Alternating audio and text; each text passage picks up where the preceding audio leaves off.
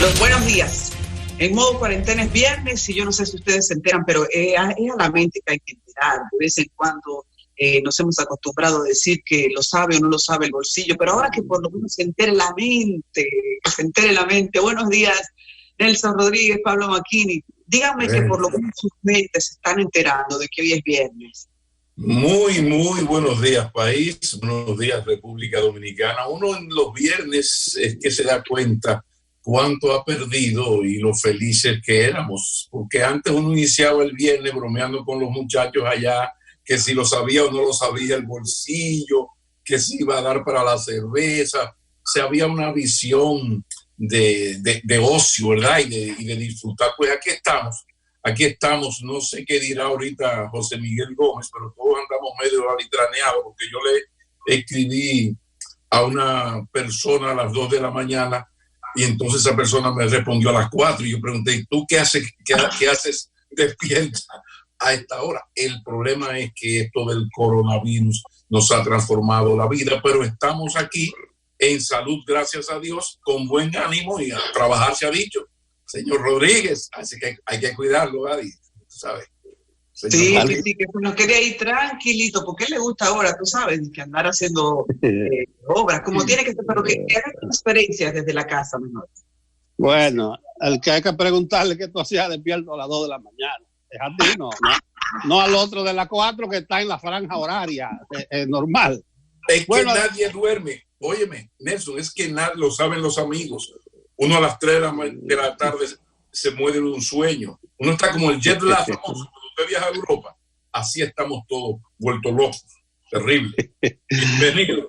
Bueno, además de viernes, 15, quincena. Atención muchachos, no crean. Mire, señores, día 15 de mayo, hoy es el día del agricultor, del campesino.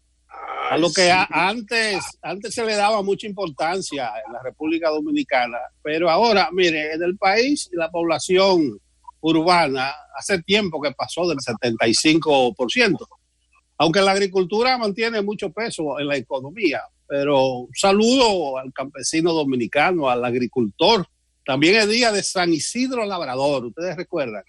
Pero mira, Nelson, dime. Antes de seguir con San Isidro, detente ahí, vamos a enviar un saludo a un gran ministro secretario de Agricultura que se llama Hipólito Mejía y que siempre se preocupó y seguro que ahorita escribe algo, se ha preocupado mucho por destacar el Día del Agricultor como agrónomo. Hipólito, ya luego vino la presidencia, la política, otra cosa, pero como secretario de Agricultura está en la historia de este país. Yo, que no peco de ser mezquino, siempre me gusta hacer el reconocimiento, en especial en el Día de los Agricultores y de alguna manera también de los agrónomos, aunque hay otro día por ahí. Bueno, con Hipólito... Antes de salir de ahí, Nelson, en los últimos años hay avances importantes para los agricultores porque el gobierno ha dado un respaldo importante, pero este año no los encuentra en la misma situación porque hay demasiadas pérdidas en el campo ahora a propósito de la pandemia. Recuerden que se ha mantenido un trastorno en la cadena de transporte.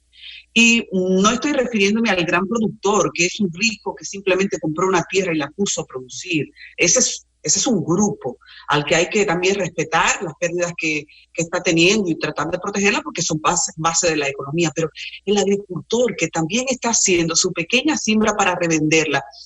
Yo estuve en Constanza hace menos de 15 días y literalmente me conmovió tanto escuchar los cuentos, que uno dice cuentos, pero son las experiencias, los traumas, los testimonios de ellos.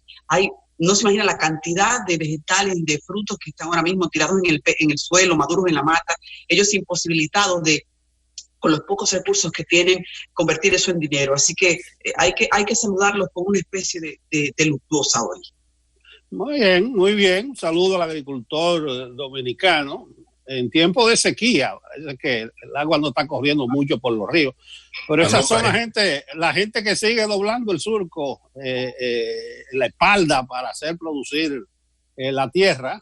Debemos poner un tema nosotros, el agricultor dominicano, porque da para eso, pero nos quedamos con el saludo y también recordando a San Isidro Labrador. No sé si ustedes llegaron a amarrar una piedra en un cordel en el patio. Y que no, Nelson, no. Ani y yo, nada de eso. No, para que quitar el agua y poner el sol. Uno lo hacía cuando muchacho, si tenía un juego de pelota, si tenía alguna actividad, y se amarraba una piedra. Ustedes me tiran a muerto, pero eso es parte. Eso es parte de la tradición. Le llaman el santo del agua, español, el madrileño, San Isidro. Hablando de viernes, hoy es el 9º de la cuarentena, 9 viernes, contando a partir del 20 de marzo, porque recuerden que todo comenzó el 19 de marzo, pero como es casi seguro que la emergencia nacional seguirá hasta el 1 de junio, nos quedarían otros 2 viernes de penitencia todavía. Una penitencia que yo no sé si va a cambiar, si va a cambiar el mundo. Permítame una digresión sencilla, porque hay gente que dice que esto nos hará a otra gente. Yo leía una periodista amiga que dije que la naturaleza humana de la persona no cambia. Entonces, si usted es así, usted se quedará así. Así que ella cree que es un mito eso y que nos hará a otra gente. Además, yo no he visto a mucha gente cambiar con la pandemia. Usted va por las redes sociales y ve a los políticos, el liderazgo político. Al parecer son gente que nació para quejarse, y que destilan envidia y amargura por la boca. Es decir, que no lo cambia la pandemia. Aunque yo creo que sí, que el coronavirus no volverá otra persona, empezando por los hábitos y la costumbre. Yo creo que ahí vamos a ser nosotros distintos. Incluso el mundo en sentido general está cambiando. Algunos dicen que el COVID-19 ha puesto el mundo patas arriba. Yo creo que lo ha puesto de rodillas. Y también estoy viendo, producto de esta pandemia, a mucha gente sumida en la incertidumbre. Y ahí es que hay que poner el acento. Por eso yo quiero comenzar saludando a esa gente que está en desasosiego, que está en zozobra, o que perdió un empleo, porque perdió un familiar, o porque no sabe cuál va a ser su futuro cuando esto pase, o por lo menos cuando el sol salga. A esa gente que está como escribió Eduardo Galeano, que vive cada noche como si fuera la última y cada día como si fuera el primero. El primero. Por eso es que yo hablo de incertidumbre. ¿Entiendes? La esperanza es de lo cual nosotros no podemos desprendernos. A propósito de incertidumbre y de necesidades, yo creo que el mayor peso del auxilio en este momento, he insistido en eso, lo debe tener el Estado, pero hay mucha manera de no permanecer indiferente, y comenzando por nosotros, los medios de comunicación, por la incidencia y la influencia, que podemos jugar un papel en lo que respecta a la solidaridad y no estar, como dije hace un momento, destilando odio. Yo creo que hay mucha gente que colabora poco con esos debates sordos y con esa inquina. Miren, ayer aprobaron la emergencia nacional, exactamente como les había dicho. Los diputados aprobaron 15 días. La mayoría de televidentes saben cuál es como la manera de negociar el precio de algo. El que vende dice, te lo doy en 10. Entonces el comprador riposta, dice, no, te voy a dar 5. Tengo 5 para ti. Entonces el vendedor viene y dice, bueno, dame 7. Entonces ahí el comprador llega a un trato y quedan en 7.5. Ese tipo de transacción, yo lo mencioné ayer, una transacción comercial que es en la que parece estar los señores legisladores. Los senadores del PLD ofrecieron 25 y los del PRM se plantaron en 10 primero, en principio, pero después cambiaron a 15. Cantidad que parece que es la que se va a aprobar hoy, porque los senadores que se reúnen no tienen de otra. Por eso es que yo digo que hay gente que está jugando con la política a la salud del pueblo. Y como serán 15 días, seguro, la emergencia se va a extender hasta el 1 de junio. lo que no necesariamente quiere decir que el toque de queda va a permanecer igual hasta esa fecha. Yo creo que de aquí al lunes, cuando el gobierno emita el decreto con la resolución, dará una idea de cómo es que se va a abrir la famosa economía y de cómo es que vamos a seguir después de junio, porque acuérdense que los programas Quédate en Casa y FASE fueron para abril y mayo, o sea que es para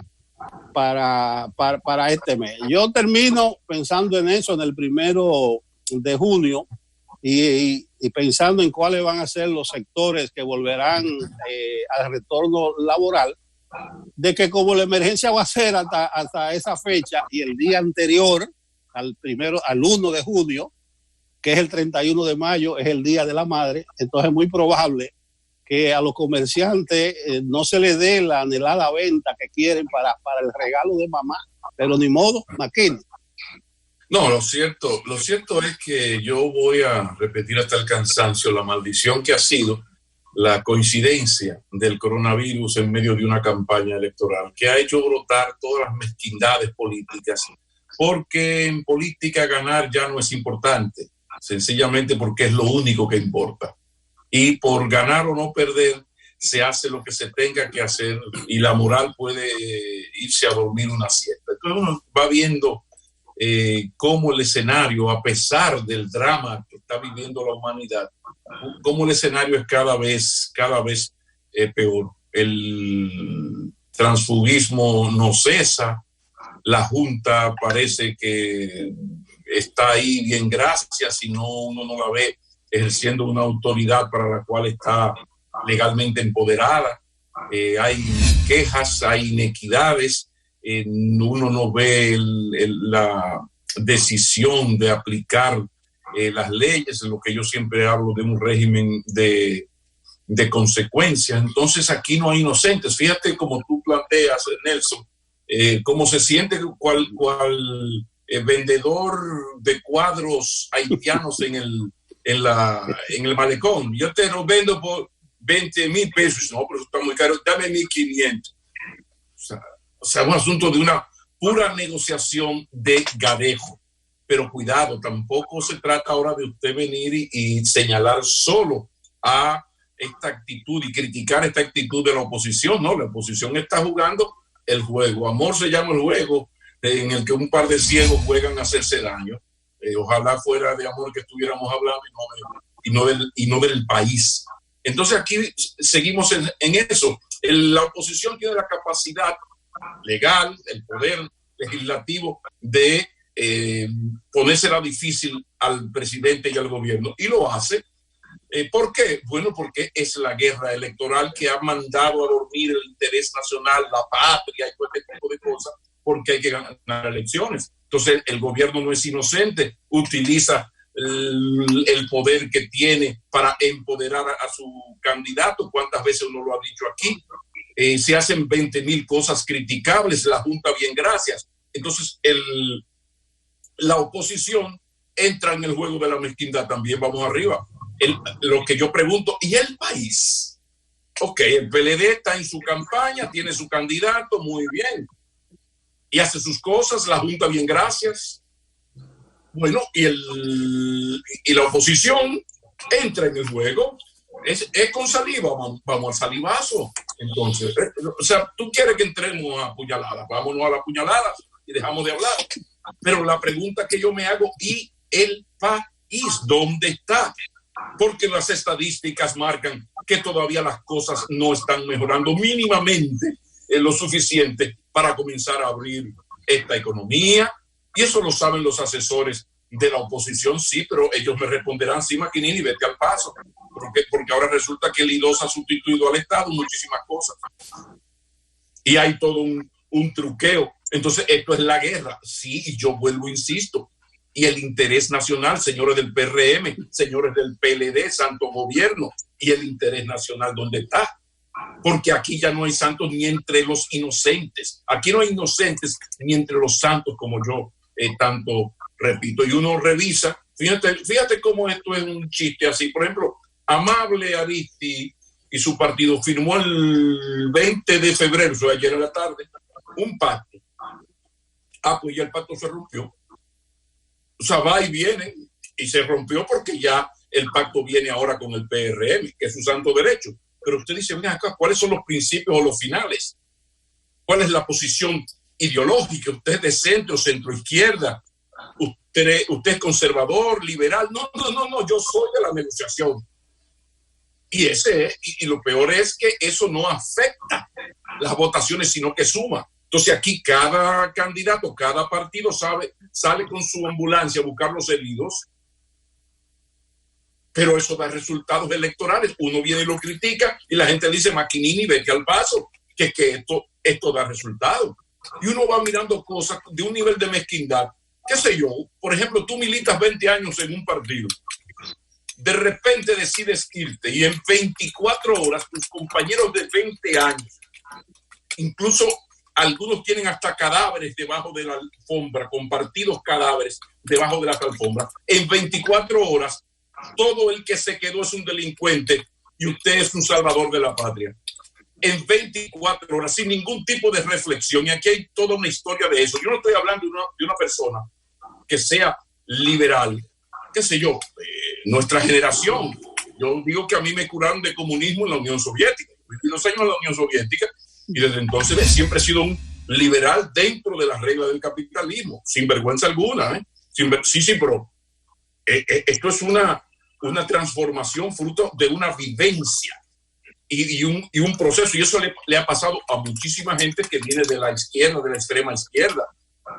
Hoy, Nelson, posiblemente tú no eres el Nelson con el que yo hablaba hace 25, 30 años en Nuevo Diario, qué sé yo. O sea, bueno, porque la vida te ha llevado a unas reflexiones, a un análisis, te ha enseñado la historia, hay que aprender de la historia y de lo vivido, pero aquí no. O sea, aquí estoy aquí en este lugar mañana, me voy para el otro y no pasa nada. Mientras tanto, uno insiste en este asunto del interés nacional.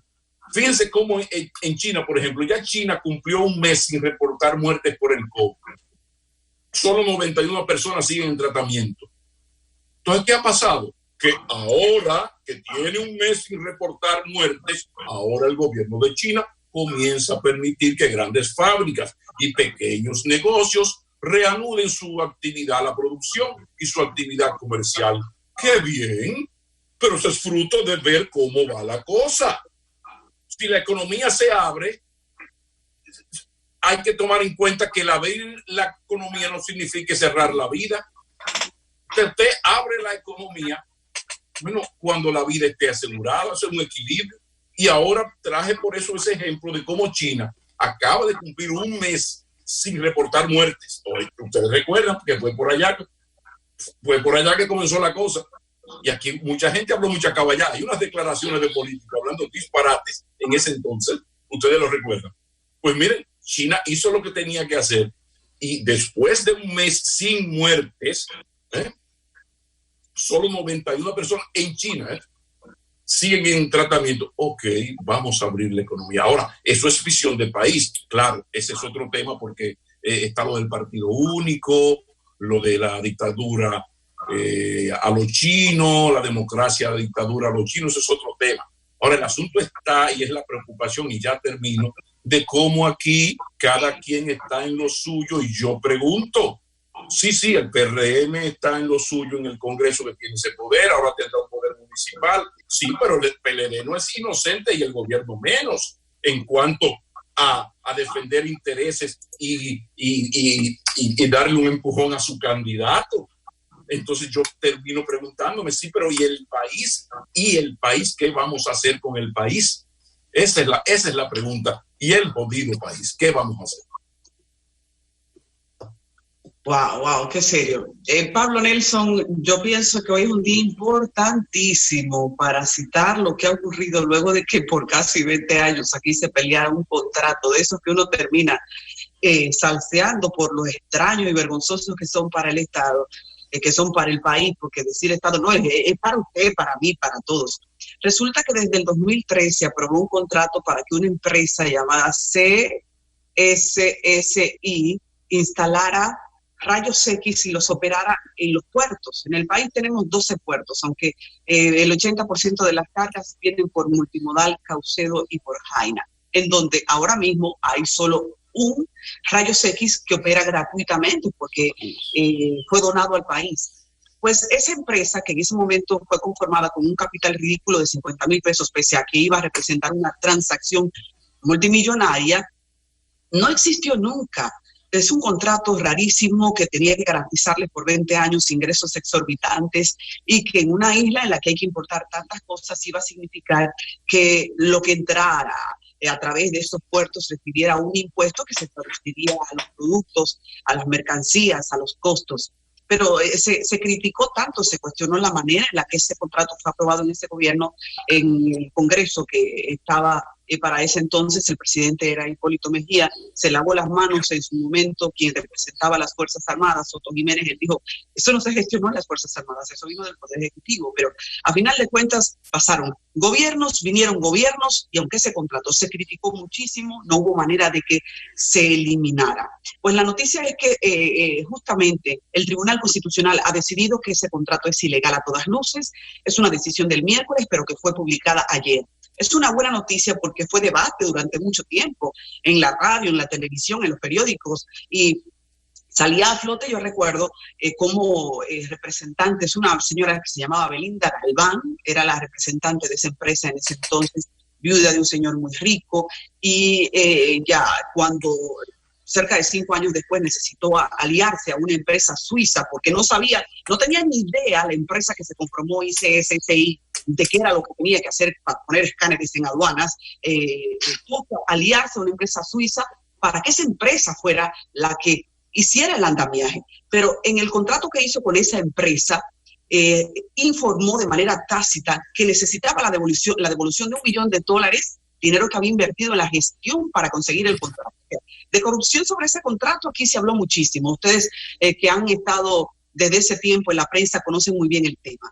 Para aterrizarlo, sí es importante que en los puertos haya una gestión de rayos X, porque eso ayuda, limpia las cargas de armas, de narcotráfico, depura un trabajo más transparente de las instituciones de seguridad y de las importaciones, pero por favor, que sea en buena onda, que sea de buena manera. Ahora por lo menos hemos salido de ese tormento que dejó angustias de gente que hoy está hasta muerta, como una carta que me leí de Miguel Coco, como sangró tratando de que ese contrato se eliminara y no lo vio en su vida, no lo vio vivo.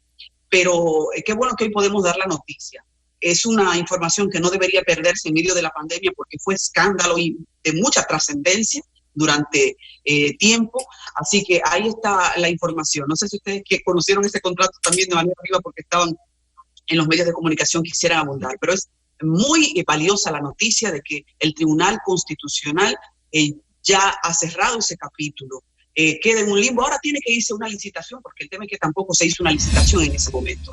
Sí hace falta escáneres, sí hace falta rayos X para las importaciones, para las gestiones aduanales, pero que las haga el Estado, o que si las concesiona sea de una manera que no tengamos ahora que inmolarnos pagando impuestos. De paso, fue una iniciativa que tuvo que hacer el empresariado, porque ningún otro sector era el más indicado. El gobierno mismo no lo hizo nunca. Pues mira, uno que se queja tanto de esto de la corrupción, a veces hay cisne negro que nos salva, porque fíjate cómo se logró detener eso y llegó ya a la más alta instancia, que es el Tribunal Constitucional. O sea que no hay más nada que hablar y más nada que decir. Es decir, que a veces, excepcionalmente, pues las cosas funcionan y se detienen muy malos negocios buenos para particulares. Qué bueno, un reconocimiento al Tribunal Constitucional, que no debería uno hacérselo, porque sencillamente está cumpliendo con su trabajo. De eso se trata. ¿Cómo fue, Nelson? No, termina la idea. No, que mientras uno está tranquilito, hay sustos grandes por algunas zonas porque se ha estado moviendo la tierra y de paso se ha hecho advertencia de manera específica. Hubo un movimiento de 4.4 grados a las 5:03 de la tarde de ayer, fue a 6 kilómetros al sureste de Cerro Hondo, en Puerto Plata. También hubo otro movimiento a 10 kilómetros de profundidad, fue el mayor de los tres, en el este hubo otro de 3.7 grados a 16.2 kilómetros al noroeste de la otra banda.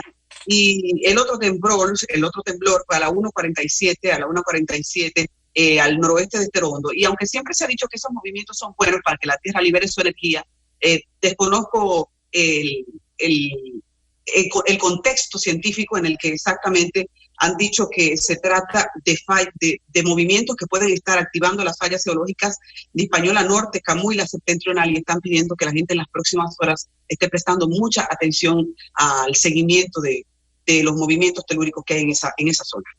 Sí, el asunto de los rayos X en estos días, hace pocos meses, volvió a resurgir la discusión, porque tiene, además de un componente rarísimo ahí, medio de corrupción, tiene un alto componente político. Yo quiero saludar al Tribunal Constitucional no solo por esta decisión, sino porque ha estado muy activo dentro de la cuarentena.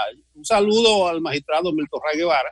No sé si ahora con estos cambios él nos acompaña, pero es uno de los televidentes más fieles que nosotros tenemos. Entonces, se puede trabajar. Yo creo que está trabajando con creces el Tribunal Constitucional, porque tú mencionas la de los rayos X, pero día tras día estamos viendo cómo con discusiones a nivel, así como estamos nosotros, el tribunal ha estado pariendo sentencias.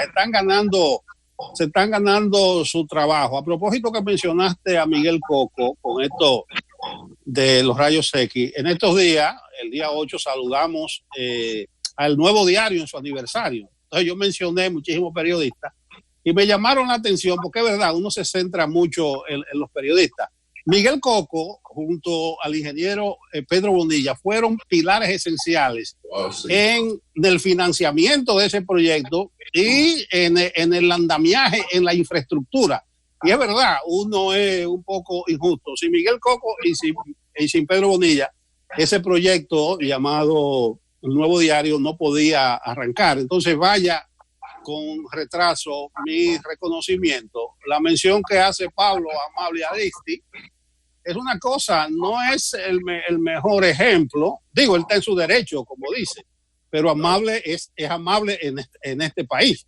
Entonces, donde Amable pisa, ahí hay un historial grandísimo, que no es de las mejores referencias. No vamos a entrar en las consideraciones, están especulando que no hubo una ayuda a su hija, que él pidió esto, pero cuando se menciona Amable no es el mejor ejemplo. Yo vi que él apareció en una foto con Abinader y con Hipólito, y yo dije, casi Hipólito ahí.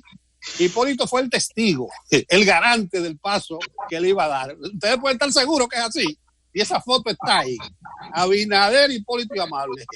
O sea, así es que funcionan las cosas en la política, y más con un viejo zorro como Amable. A propósito del transfugismo y de los tránsfugas, una sugerencia. Yo veo que están juramentándolo con mascarilla, claro, por el COVID. Pero el mensaje que envían no es el mejor, porque lo que da un mensaje como de vergüenza, como que ellos le dan vergüenza y se tapan la cara.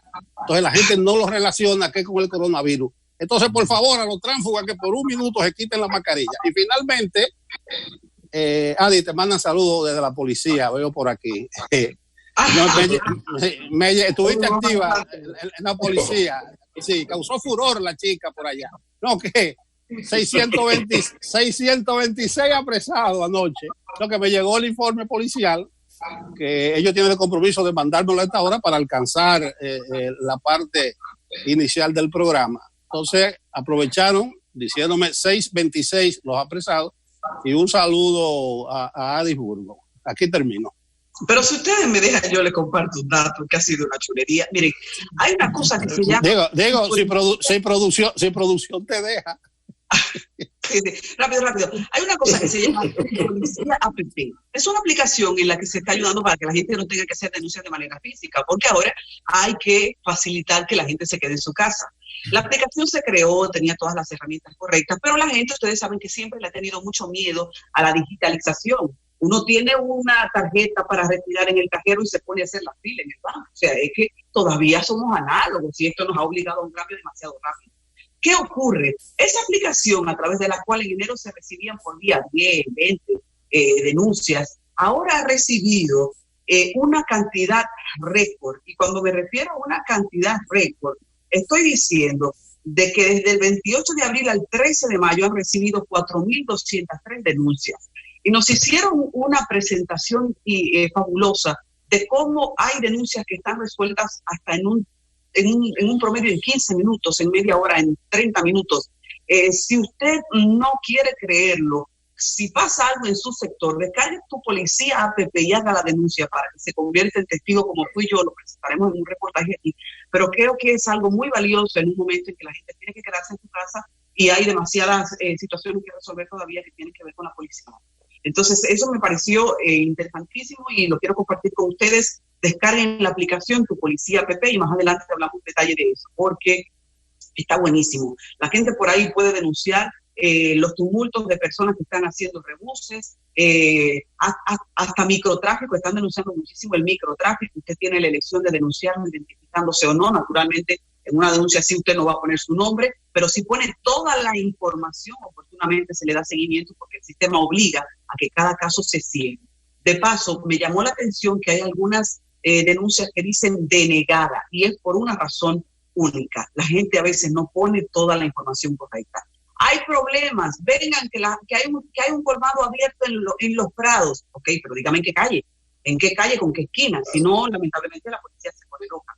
Entonces, es un asunto que se convirtió de ensayo a una realidad inminente. Lo bueno sería que ahora se prepare la policía para que cuando todo esto pase y tengan los policías también que comenzar a coger pela con la delincuencia común, esa plataforma siga teniendo respuesta. Bueno, vamos a la pausa, Adis. Por ahí viene el comandante en psiquiatría, nuestro queridísimo José Miguel Gómez. Ya está listo por ahí, nos dicen. Así que... Sí, yo no le voy a pasar pregunta a Pablo. Yo todos los viernes le digo, Pablo, hámele esta pregunta, y él no hace una de la mía, él hace la suya, porque él está ahí entrevistando al psiquiatra, pero es una consulta, Pablo. Todos los problemas, la gente me escriben, Nelson, se me tiene el escribe. WhatsApp, pregúntale, igual que tú, Pablo, pregúntale tal o cual cosa. Yo solamente soy el intermediario del pueblo dominicano frente a José Miguel Gómez. Soy inocente. A la pausa. Volvemos.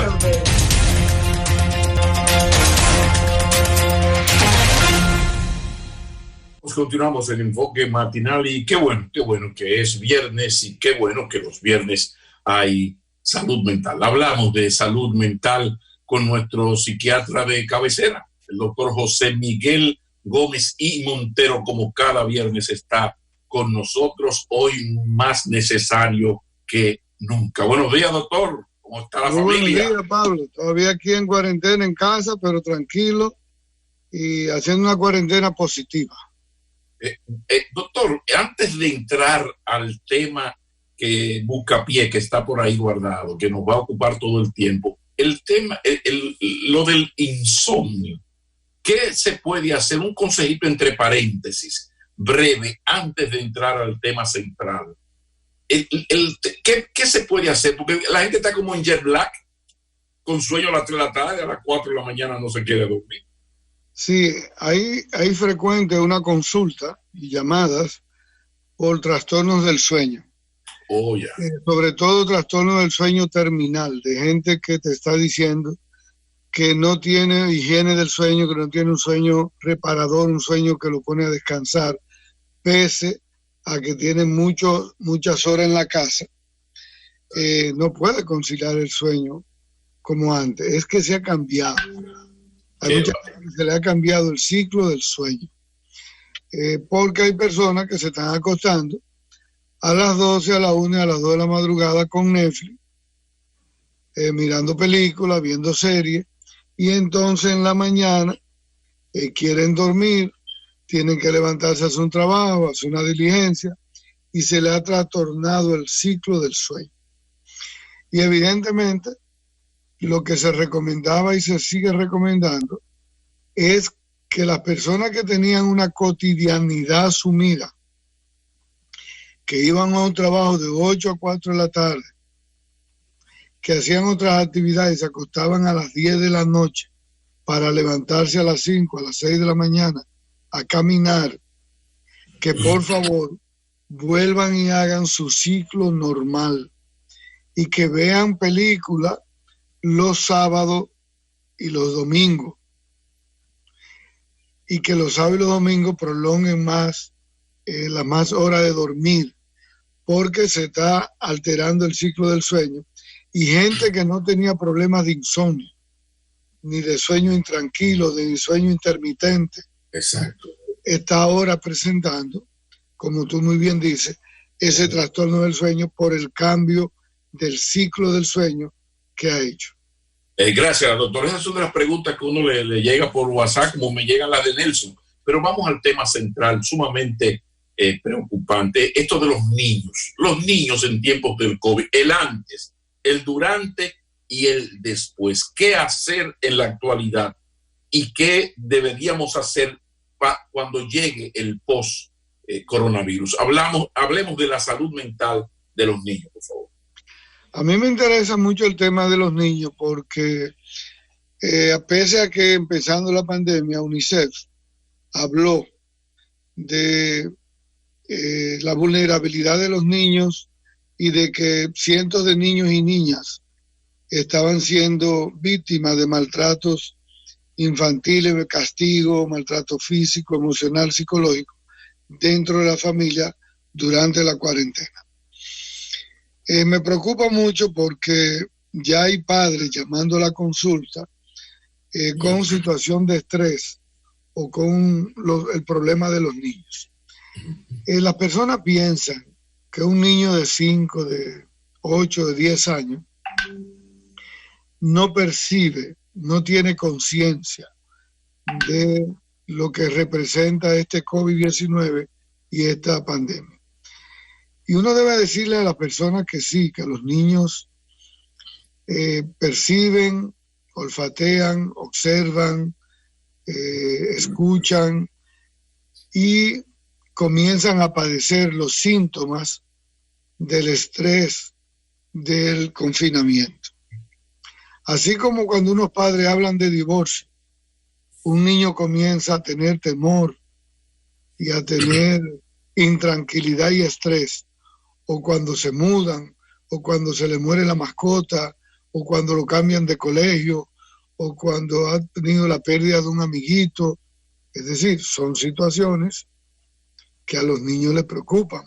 Por eso cuando un niño tiene que enfrentar un duelo por la pérdida de la abuelita, de la mamá, de la tía, bueno, hay que decirse. Y hay que dejarlo que el niño exprese su dolor, su duelo, lo que él piensa. Recuerdo que a mí como psiquiatra me tocó evaluar, supervisar, fiscalizar. Recuerda cuando bajó el río en Jimaní se llevó cientos de familias. Bueno, a mí me tocó permanecer una semana y tuve que ver todos los niños en crisis, en depresión, en estrés postraumático, estrés agudo, con alteraciones de pesadilla, terror nocturno, trastorno psicosomático, alteraciones conductuales, emocionales. Es decir, tuve que presenciar eso y tuvimos que hacer todo un programa de contingencia de salud mental. Con este COVID, ahora en las casas, hay muchos niños que tuvieron abrupta ruptura con la escuela. Y la escuela es el segundo espacio de desarrollo sano, de socialización, donde el niño no solamente aprende, desarrolla las habilidades, las destrezas, la creatividad, socializa a través del deporte, la música y el encuentro con los demás. El niño aprende a socializar y a desarrollar esas habilidades. Ahora en la casa, aunque se continuó por digital las docencias, uno sabe que la cantidad de niños de la escuela pública que no tenían el acceso al internet, que no tienen el acceso a la laptop, no han podido continuar los programas.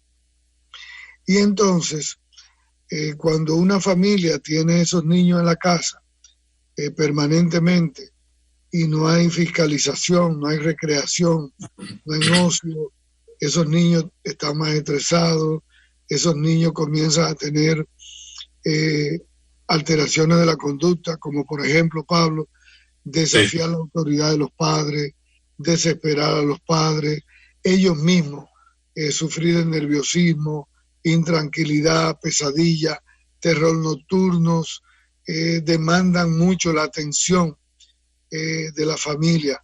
Y a veces hay padres y madres que, producto del mismo estrés que están sometidos los padres en la cuarentena, se hacen menos comprensibles con el niño. Y por eso hay muchos niños siendo castigados con golpe físico, que es una pena, y uno llama a los adultos a no maltratar a los niños. Otros niños con castigo, impedimento de ver sus juegos o de jugar en la casa, porque el niño está saltando en la cama, porque el niño está pintando las paredes, porque el niño ha roto todos los cojines, porque el niño no se ha comido todo de forma desordenada. Hay muchas familias. Sí, doctor, pero ahora la reflexión que yo le pido es la de la terapia a los padres. O sea, ¿de qué manera, qué debe hacer un padre que está ante esta situación, agravado todo esto, con un padre o una madre que por asuntos laborales no pasaba mucho tiempo? Hay muchachos que lo ha criado la asistente doméstica, porque la mamá es una ejecutiva y se va a las 7:30 por un trabajo y regresa a las 9 de la noche, y el papá igual. De repente viene esta cuestión y los muchachos están ahí con todo eso que usted acaba de describir, como padre, como madre. ¿Qué hacer? Porque me estoy volviendo loco. Porque es que el muchacho, hay que entender lo que son estos muchachos de ahora, metidos en ese apartamento donde vive la mayoría de la gente, sin poder moverse. Por favor, gíreme la terapia al padre ahora. Siempre tú haces esas señalizaciones tan importantes. Mira, Pablo. 8 años con usted, algo se me ha pegado. Cuando hablamos de cuarentena positiva, cuando hablamos de administrar, de gerenciar la cuarentena para que sea positiva, y hablamos de aquella primera reunión familiar para distribuir los espacios, las obligaciones, los quehaceres domésticos, tienen que involucrar a los niños y tienen que involucrar a los preadolescentes y adolescentes. Si el niño vivía con un horario de 8 a 1, de 8 a 2 de la tarde en una escuela, usted tiene que ponerle las tareas y las asignaciones en las mañanas, con esa obligación y esa fiscalización. En los tiempos libres, hay muchos niños que en la tarde iban a música, iban a un deporte, iban al fútbol, otros iban a Bellas Artes, tenían otras educación continua en horas de la tarde. Entonces, en horas de la tarde debe de continuar con su educación continua. Y al niño hay que darle la forma de hacerle el espacio de que pueda pintar, pueda dibujar en una mesa, que pueda ver su muñequito, que pueda acceder su laptop o su computadora al internet, hacer su tarea. Tener la creatividad de compartir con él. Ahora que estamos en casa con ellos, se le puede al niño aprender a leerle cuentos que papá y mamá no le leían cuentos, como de pronto aprovechamos para leerle un cuento al niño antes de acostarse, que no lo fiscalizamos para que haga una oración, enseñarle la oración del ángel de la guardia. ¿Usted se recuerda de eso? ¿Verdad? Dile al ángel de la guardia. El Salmo 23, doctor. El Salmo 23. Bueno, la vieja no dejaba ir a uno. Eso es importante.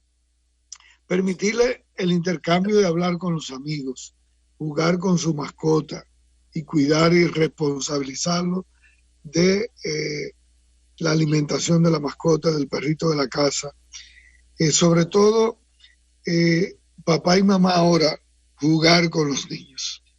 Hay que entrar a la habitación a jugar con ellos, a oírles sus cuentos, a oírles sus anécdotas. Eso es importante porque conocemos las quejas, cómo se quedan ellos del amiguito, de la amiguita, quién le hace bullying en la escuela, qué sucede, cosas que antes no se hablaban. Ahora hay que sacar tiempo para hablar con los niños, sobre todo higienizarlos, alimentarlos y dejar que los niños y las niñas quieren ahora inventar de peinar a la mami, peinar a papi, hacer muchas cosas con su papá y mamá. Eso es bueno, permitirle ese apego, ese vínculo sano, ese sentido de pertenencia, esa creatividad dentro de la casa, esa afectividad, porque si hay algo que ha dañado el distanciamiento es la afectividad, el desafecto, la desvinculación. Entonces el que está en su casa con su familia, mantenerla, ese apego es muy importante. Ahora quiero hablar de los niños que tienen una condición especial. La carga, el estrés para una familia con un niño con una discapacidad dentro de una casa por mucho tiempo, una cuarentena. Imagínense una familia con un niño con autista, un síndrome de Asperger, un niño con hiperactividad con déficit de atención, un niño con oposicionista desafiante, con trastorno disocial de la conducta, un niño con problemas de aprendizaje, un niño con una condición especial. Entonces, esos niños necesitan continuar su tratamiento médico, necesitan seguir tus medicamentos y necesitan el programa de psicoterapia que llevaban. Por eso es importante comunicarse con su psiquiatra, comunicarse con su psicóloga, con la terapeuta que trabajaba los programas de modificación de conducta del niño, continuarlo a través de estas plataformas que están funcionando. Eso es muy importante.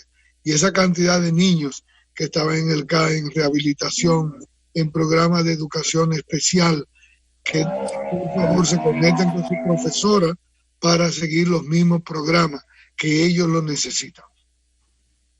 Sí, pero el manejo más específico con el niño que uno llama especial, pero todo eso que usted ha dicho, o sea, ya el niño que no tiene esos problemas, ya el drama es bastante fuerte. Pero hay niños, por ejemplo, yo sé del CAI, por ejemplo, que recibían esa ayuda en el centro de la primera dama, de ayuda integral, ¿no? De la discapacidad.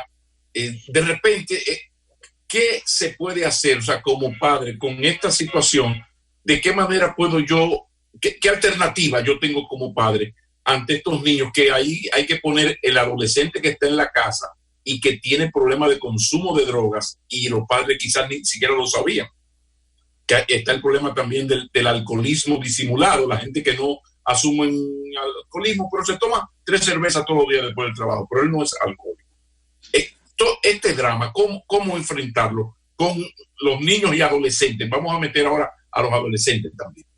Bueno, es un tema importante, Pablo, porque si hay algo que está hablando la Organización Mundial de la Salud y la Organización Panamericana es de la pandemia de trastornos mentales y de problemas y dificultades de salud mental, de rupturas familiares, de divorcio, de alcoholismo, de adicciones, de depresión, de intentos de suicidio, porque van a tener muchos problemas psicosociales después de esta pandemia, mucha gente que va a quedar en desempleo, en hambruna, en dificultades de todo tipo, familias muy estresadas, con trastornos de estrés postraumático. Es decir, se van a triplicar los problemas de salud mental con esta pandemia y este COVID, aparte de que va a cambiar el modelo de socialización por meses o por años.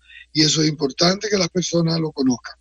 Con esos niños que tienen una discapacidad, que tienen una condición, hay que seguir el programa. Los padres saben, porque si hay algo que hacen los modelos integrativos que trabajan con niños en condiciones especiales, es que son programas integrales que incluyan a la familia. Y entonces, aparte del medicamento, la terapia ocupacional, la terapia de aprendizaje, las modificaciones de conducta, los programas de estimulación temprana, la terapia del habla, del lenguaje, todo el programa de psicomotricidad fina, gruesa, de trazados, los padres pueden continuarlo dentro de la casa. Y tienen acceso a los teléfonos de su profesora, de su psicoterapeuta, para darle la continuidad con estos programas, porque los niños ya están acostumbrados a esos programas y ellos lo piden y ellos les gusta y ellos lo solicitan. Entonces en la casa hay que darle continuidad. Aquellos adolescentes que tenían problemas conductuales por la falta de fiscalización, de que los mismos padres no estaban en la casa. Había muchas familias, Pablo, antes de esto, que vivían la condición de lo que le llaman familias tipo hotel, ¿verdad? Una familia donde los padres salían, los hijos duermen, los padres llegan, los hijos duermen, no se sabe la fiscalización, con quién se juntaba el adolescente, quién es el amigo de alto riesgo que entra a la casa. Entonces, esa familia ahora pueden fiscalizar más a sus hijos, esa familia pueden sacar tiempo ahora para hablar. Y le quiero pedir un consejo a los padres, darle un consejo. No utilicen los monólogos con los adolescentes. Los padres sufrimos de que hablamos un monólogo, hablo yo bajo la línea y yo digo las cosas y no escucho. No. No es monólogo. Ahora saque tiempo y el momento para escuchar, para hablar el adolescente. Y permita que el adolescente. Usted sabe que los adolescentes son rebeldes y por hecho les gustan criticar el modelo familiar y al modelo de los padres. Tenga paciencia para escuchar a un adolescente rumiando y diciendo y desafiando qué es lo malo que tiene la familia, criticando lo malo de los padres. Escúchelo, permítele hablar de lo que se exprese, ¿verdad? Y llegue a acuerdos. Con los adolescentes hay que tener el modelo no autoritario, porque el modelo autoritario desarrolla hijos desapegados, desvinculados o hijos con miedos. El modelo permisivo, que es lo peor, de que hagan lo que quieran y no fiscalizo qué ven en las redes, cómo se quedan con la laptop a través del internet, qué información están recibiendo. No. Aplique el mejor modelo que funcione. El modelo, Pablo, autoritativo. ¿Cómo es autoritativo? Explique despacio eso. Es el modelo que desarrolla más hijos equilibrados, estables, concentrados, disciplinados. Ese modelo autoritativo es un modelo que abarca una educación integral, sobre todo socioafectivo. Es un modelo donde usted sabe que a esos hijos usted lo quiere y usted se lo dice, que ellos son importantes, es su campeón, es su reina, es bella, es bello, los abraza, les doy besos, le doy caricia, hablo con ellos, pero también les digo que no, cuando hay que decirle que no. También le pongo relación, también le establezco límites, también le fiscalizo que hay que hacer tareas, que puede hablar con sus amigos, que puede ver películas, pero por favor, vamos a hacer tarea. Y también se le pide que hay que comer en la mesa. En familia. Entonces, esos son acuerdos que se llegan con los adolescentes y la importancia de por qué estamos en cuarentena y no puede estar en la calle. Claro. Hay que explicarle, porque expone a la abuelita que vive ahí, expone a los papás, que son más de 50 años, exacto. Y entonces se lo explica y se habla con ellos. Pueden enojarse, pero dentro de la casa. Esas cosas son importantes. Entonces, doctor, ya lo sabemos, atención país, se trata de cariño con autoridad. Mucho cariño, mucho te quiero, pero con autoridad. Doctor, muchísimas gracias. Muchas gracias, cuídese, quédese en la casa y vamos a ver cómo esta pandemia, este confinamiento, a la disciplina y sobre todo a las personas. Un llamado, Pablo, a los dominicanos que están desafiando los toques de queda, que están desafiando las autoridades, que se está viendo ya muchachos que le caen a piedra a la policía. No debe de hacerse. La cuarentena hay que respetarla, hay que respetar el confinamiento, el distanciamiento. Tenemos que cuidarnos de esa manera creativa, gregaria, de irrumpir las normas sociales de romper el acatamiento social, los nuevos desafíos que se está imponiendo en muchos barrios, es peligroso y es malo. No debe de ser. Los padres deben hablar con sus hijos. Muchas gracias, doctor. Como siempre, el doctor José Miguel Gómez y Montero en su sección de salud mental. Esto es Enfoque Matinal desde CDN para ustedes. Vamos a una pausa. Ya regresamos. Estamos en el aire ya, muy buenos días. Vamos a conversar ahora a propósito de que es Día del Agricultor. Vamos a hablar del campo dominicano, pero en varios contextos. Hemos querido invitar para esta entrevista al señor Luis Villella. Es un hombre de la asesoría, es un hombre del equipo directivo de Fersani. Sabemos que tiene mucho tiempo trabajando con el campo, que conoce muy bien la cadena alimentaria, que conoce muy bien cómo funciona, no solo lo de los fertilizantes. Así que, Luis, muchísimas gracias por acompañarnos. Buenos días. Buenos días, muy buenos días. Con la experiencia que ustedes tienen, ¿en qué momento está el campo dominicano? En un momento crucial. Realmente yo diría que espectacular, haciendo el trabajo que siempre ha hecho, pero en un momento muy, muy crítico para nuestra población. Es decir, trabajando con el reto de esta pandemia que está afectando el mundo entero y nuestro país también, pero trabajando de sol a sol todos los días, incluyendo sábado y domingo, porque tú sabes que los cultivos no saben de día feriado, sábado o domingo. Y en las factorías, por ejemplo, de arroz y en las agroindustrias también de noche, 24 horas. Es decir, trabajando para que todos nuestros alimentos frescos del campo lleguen a la mesa de todos los dominicanos, por ejemplo, a la tuya. Ay, a mí me encantan los frutos frescos, los vegetales frescos, me encanta. Villella, una pregunta, ¿cómo nosotros hemos ido adaptándonos, reinventándonos, modernizándonos? Sabemos que durante mucho tiempo el campo dominicano estuvo acéfalo, estuvo abandonado, sin embargo ahora de nuevo hay como una especie de relanzamiento, se han estimulado las inversiones, pero todo eso se ha mantenido como era antes, o vemos algún nivel de modernización. ¿En qué aspectos? Ha habido una modernización continua del campo. Y yo te voy a dar un ejemplo. Si tú analizas el movimiento de los precios del arroz en los últimos 10 años en el país, el precio del arroz prácticamente en moneda local, en pesos, ha variado poquísimo. Y sin embargo, todos los demás rubros en la economía, los precios nominales de todo han subido. Si tú comparas de 10 años para acá. Y si lo miras en dólares, el precio del arroz al consumidor en dólares hoy es mucho más bajito que hace 10 años o que hace 12 años. ¿Por qué? Porque toda la modernización, toda la eficientización que ha logrado el sector ha sido traspasada a beneficio del consumidor en precios estables.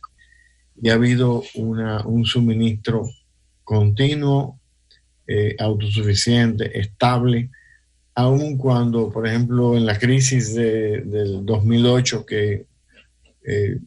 crisis de materia prima a nivel mundial, incluyendo los alimentos que se denominan commodities, pues mientras en otros países el arroz triplicó el precio, en la República Dominicana el precio no cambió. Mientras había escasez y se racionaba la cantidad de arroz que se podía comprar en los supermercados, aún en países como Estados Unidos, pues en República Dominicana no hubo restricciones. Nuestros consumidores pudieron seguir consumiendo su arroz dominicano todos los días, como si no pasara nada.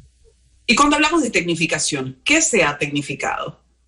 Mucho en lo que se puede en un sector, y me alegra la pregunta, porque quiero destacar que el mérito del sector agrícola en la República Dominicana es dar empleo al campesino. Es uno de ellos, ¿verdad? Generar riqueza, empleo, no solo una forma de sustento al propio campesino, al hombre del campo, sino empleo también a cientos de miles de personas. Se estima, por ejemplo, solo en el sector arrocero, cerca de 400.000 personas trabajan en el sector arrocero, tienen su sustento en el sector arrocero. Y esa labor que se realiza en el campo traspasa muchísimas industrias también, porque acuérdate que si tú vas a sembrar arroz, empieza con una industria semillerista que invierte en tecnología, en investigación para poder desarrollar semillas propias para la producción. Y eso de por sí ya son 5 o 10 años de investigación y desarrollo. Después viene la siembra de arroz, son 6 meses, 4 meses, en vez del ciclo. Es un trabajo largo, es un trabajo arduo, y esa tecnificación se ha hecho lo más posible dentro de un sector agrícola que es minifundista, altamente socializado. Yo quiero destacar eso, porque le da todavía más valor. Nuestro sector agrícola provee alimentos a la población siendo minifundista. Muchos de los países que producen, por ejemplo, arroz. Vamos a explicarle a la población, don Luis, lo que es ser minifundista. Es tener fincas de tamaño pequeño. Una finca de arroz en la República Dominicana grande tiene 500 tareas. Eso es una finca minúscula dentro de la definición tecnológica y de escala de agricultura de cereales a nivel mundial. La tecnología de producción de cereales es latifundista, de grandes extensiones, mucha maquinaria, y lo cual le puede favorecer el costo. Pero en nuestro país no hay esa estructura agraria, porque la reforma agraria de los años 70, 60 y pico, 70 y temprano los 80, redistribuyó la tierra en el campo de grandes extensiones hacia, se le distribuyó a los campesinos. Cuando se construía un canal que beneficiaba una finca, se le quitaba lo que se llamaba por ley la cuota parte de la finca, que podía significar más de la mitad de la finca, inclusive más de la mitad del área, y esa tierra se distribuía en los campesinos en lotes de 25 tareas y 50 tareas. Son parcelas chiquitas y, sin embargo, altamente eficientes, aunque no pueden incorporar esa tecnología de grandes extensiones. A mí me apasiona mucho, don Luis, este tema de ver la tierra dando su fruto. Quisiera que hablemos un poquito sobre las semillas. Por ejemplo, nosotros vemos muchísimas especies ahora. Tenemos diferentes especies de mango, de tomate, de muchísimos frutos y vegetales. Y quisiera saber si nosotros estamos importando las semillas o si el mercado las produce. Tenemos ahora qué cantidad de alimentos o de semillas genéticamente modificadas en las siembras. Todo eso, ¿cómo funciona? Las semillas por ejemplo, el arroz se produce en nuestro país. No hay ningún tipo de arroz genéticamente modificado en la dieta de los dominicanos de producción local. De importación puede ser, pero no de producción local, que es la gran mayoría. Entonces, de hecho, no está permitido, y nuestra semilla ninguna es genéticamente modificada. Tengo tantas preguntas que hacer y veo tanta riqueza en las respuestas. La de arroz se produce toda en la República Dominicana. Pero sí hay algunas semillas de hortaliza que se importan. Otras, como las papas, son de producción local. La semilla se produce localmente para la papa. Hay hortalizas sí se importan, pero no son genéticamente modificadas. Ok, y sería interesante saber desde dónde estamos trayendo frutos que ahora vemos de manera común en el mercado, semillas. Por ejemplo, recientemente yo supe que estamos consumiendo tomates cuyas semillas vienen de Israel, muchísimas. ¿Cómo va eso? ¿Quiénes son nuestros suplidores? Hay varios suplidores. Israel es uno, de semillas de alta calidad. Estados Unidos es otro. California particularmente es muy importante en hortalizas. Y hay dos polos que son fundamentales. California y en Estados Unidos e Israel son suplidores muy importantes de semillas de alta calidad de hortalizas. Pero solo de ese tipo de cosas es que se importa semillas.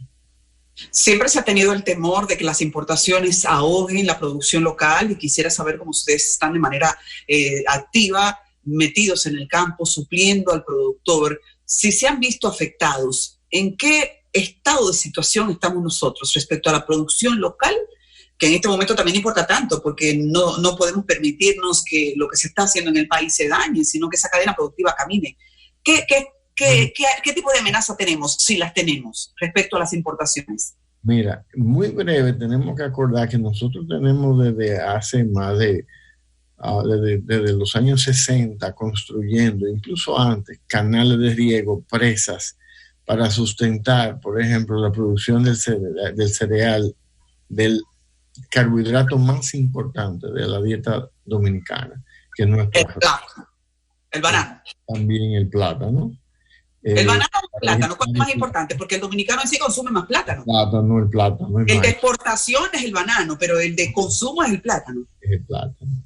Entonces, toda esa inversión que hemos hecho durante tantos años, aprender también a sembrar el arroz, es una cultura, el arroz es una cultura nuestra. Hay que ir al campo para ver lo que es el proceso de la siembra y la cosecha del arroz. O sea, todo ese proceso que dura 4 o 5 meses, eso es una fiesta en el sentido de vendimia. Me encanta, este tema me apasiona. Sí, es una forma de vida, que es lo que te quiero decir. No es solamente un tema económico, un tema de importancia alimentaria. O sea, tenemos que tener autosuficiencia alimentaria. Eso nosotros tenemos que protegerlo, porque nosotros, todo el que produce alimentos tiene su comida asegurada, pero el que importa alimentos, va a importar alimentos mientras el otro que se los suple esté dispuesto a vendérselos. El día que tenga escasez, el día que tenga la imposibilidad de producir excesos, no nos va a vender nada. Por ejemplo, hemos visto esta pandemia. ¿Quién se imaginaba que iba a pasar una cosa así a nivel mundial? Hay países que han suspendido sus exportaciones de arroz. Por ejemplo, en Vietnam, un gran importador, y el que importaba de Vietnam, pues no tiene arroz, punto. Entonces, la autosuficiencia es algo que, mira, Luis, ¿y qué tan autosuficiente? Los patriotas de nosotros, los fundadores de la patria nuestra, en la Constitución lo consignaron, el precepto de la autosuficiencia alimentaria como principio para poder tener soberanía, porque si la comida tuya te la da otra persona, esa persona manda sobre tu vida. Si una nación no produce sus alimentos, no es soberana, no puede ser soberana. Wow, es una magnífica manera de describir lo de la soberanía, porque en términos prácticos es así. Eso es lo que hace que pueda ser independiente de manera material. ¿Y qué tan autosuficientes somos? Rápidamente podríamos decir, ¿qué tan autosuficientes alimentariamente hablando? En todo lo que nosotros producimos, somos autosuficientes, de hecho.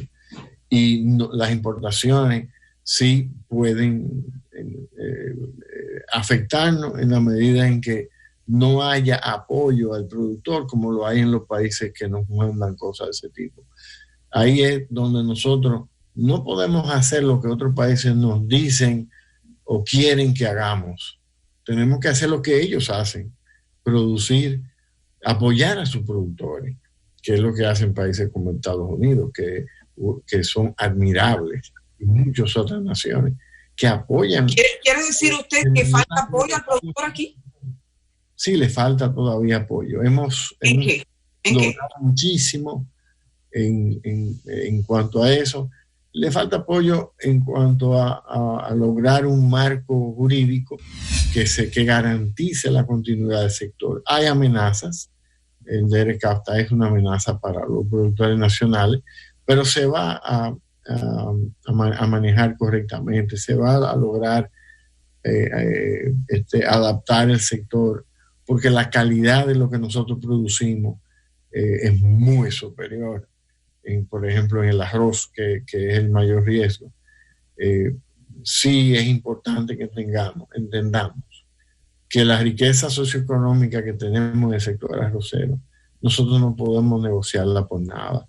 Y eso tenemos que lograr que todo el mundo lo entienda, incluso nuestros socios comerciales, porque todos acuerdos comerciales tienen que ser ganar-ganar.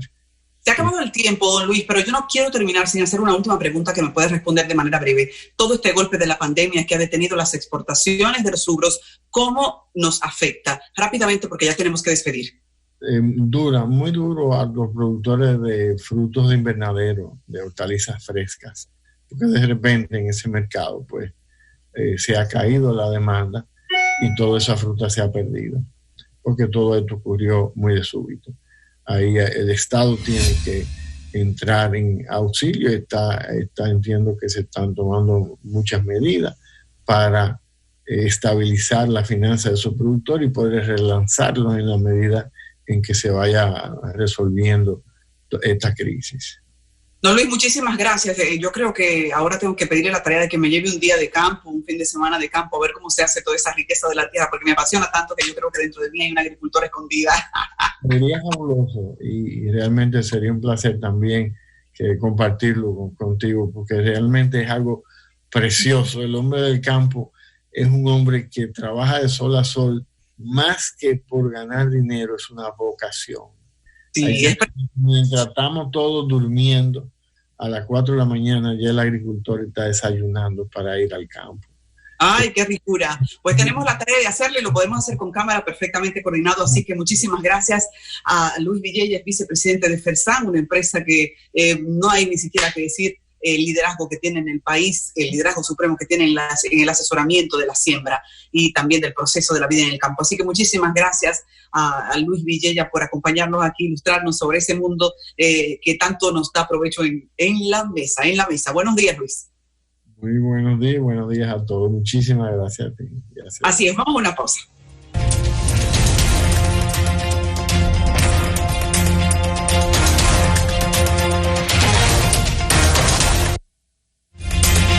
Gracias por continuar con nosotros. Vamos a hablar ahora de ciberseguridad, señores. Lo que era solo para un público se convirtió en la necesidad de todos. Y ahora niños, adultos, jóvenes, los abuelos, todo el mundo tiene un teléfono en mano y eso nos hace más vulnerables porque mucha gente no tiene ni siquiera idea de cómo se puede cuidar del peligro que hay de la ciberdelincuencia. Así que vamos a hablar ahora de todo esto con Juan Manuel Medina, que es nuestro asesor para el tema, a quien mando ya los cariñitos de buenos días. Hola, Juan Manuel, ¿qué tal? ¿Cómo estás? Excelente, muy bien. Buen día, querida Adi, buen día, amigos televidentes. Y tú diste ahí en el clavo, ¡pap! ¿Por qué? Porque ya la mayoría de las personas, sin importar el renglón de edad, están utilizando los medios tecnológicos. Y la Internet, por este tipo de aislamiento que tenemos, por esta lucha con la pandemia, nos ha servido de una puerta para poder comunicarnos con nuestra persona que está lejos. Y no solamente para el asunto de la comunicación, sino para el teletrabajo, para el trabajo, como estamos haciendo nosotros ahora mismo. Estamos usando una plataforma que nos permiten hacer este tipo de funciones, ¿verdad? Pero detrás de todo esto, hay cientos de miles de personas que tienen que trabajar día a día para garantizar de que este tipo de procesos fluya bien.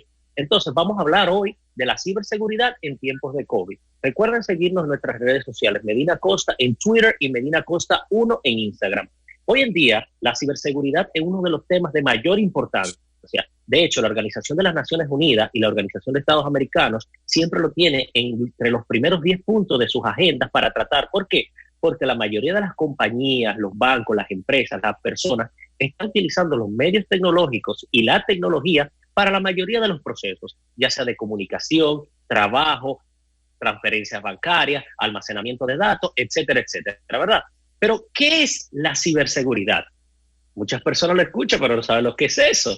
La ciberseguridad se define, entendemos la ciberseguridad como varias capas o una capa de protección que se le agrega ¿qué? A las conexiones, a los archivos, a los datos, a las aplicaciones que nosotros tenemos. Vamos a ponerle simple el ejemplo de la cebolla. La cebolla tiene distintas capas. Usted quita una, viene otra capita. Quita una. Eso es parte de la ciberseguridad para asegurar el centro. El centro viene siendo ¿qué? La aplicación, la información, los datos que realmente importan. ¿Para qué? Para evitar un secuestro de datos personales o un secuestro de información crediticia o algún otro tipo de información. Entonces, ¿en qué consiste la ciberseguridad? Ya sabemos lo que es, pero ¿de qué se trata eso? La ciberseguridad se trata de hacer sistemas más fuertes, más robustos. ¿Para qué? Para poder asegurar estas informaciones antes de un ataque, durante un ataque y después de un ataque. La ciberseguridad no es nada más ponerle candado a la casa para evitar que entre el ladrón. Es si entra el ladrón, saber lo que se hace cuando el ladrón está dentro y saber lo que se va a hacer cuando el ladrón salga o si uno lo atrapa, ¿verdad? Entonces, ¿cuáles son las herramientas factibles para mantener una ciberseguridad, ya sea en nuestra computadora, ya sea en las computadoras que nos prestan en la oficina para hacer el teletrabajo en estos días, ya sea en las empresas cuando se tengan servidores, ¿verdad? Lo primero que tienen que hacer es protegerse de los malwares o los códigos maliciosos. ¿Qué son los malware o códigos maliciosos?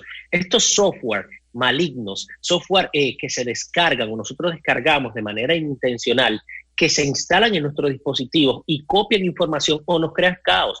Por ejemplo, muchos de nosotros hemos instalado una aplicación y a cada rato nos sale, quiere instalar tal cosa, o le sale una ventanita molestosa que se vive abriendo, o un mensajito en la pantalla, y ahora hay un tipo de malware que te infecta hasta el correo de Google. ¿Por qué? Porque usted lo sincroniza con la aplicación y te manda muchísimas notificaciones al día diciendo que tienes un virus, recordándote hacer una compra, etcétera, etcétera. ¿Y cuál es la recomendación para cuidarse del malware? Muchas empresas optan y muchas personas optamos por instalar antivirus. Los antivirus detectan cualquier aplicación que pueda tener algún código malicioso. Entonces, nos recomiendan que chequearla, eliminarla o simplemente limpiarla. Ahí nosotros decidimos qué hacer.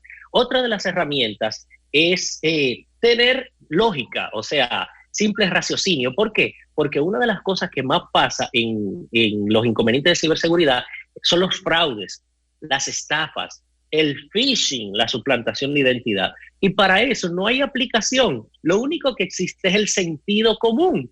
Entonces, las personas cuando utilizamos los equipos, cuando utilizamos las tecnologías, tenemos que tener cierto discernimiento, ¿verdad? Raciocinio para percatarnos de que una información puede ser falsa o no. Como por ejemplo, las suplantaciones de identidad que hablamos la semana pasada en los correos electrónicos, que nos llegan mensajes de los bancos diciendo que hemos tenido algún inconveniente en nuestra cuenta, que tenemos que acceder a ella y que hay que poner algunos datos. Y nos dicen, dale clic aquí. Señores, los bancos nunca envían solicitudes por correo o por mensaje de cambiar información dándole clic a un mensaje. No, los bancos no hacen eso.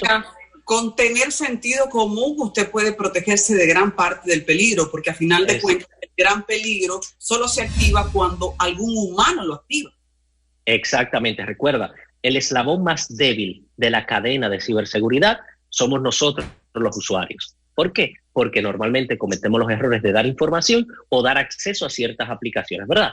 Otra de las herramientas y de las recomendaciones para aumentar la ciberseguridad es ser previsivos, o sea, tener cuidado. ¿A qué nos referimos?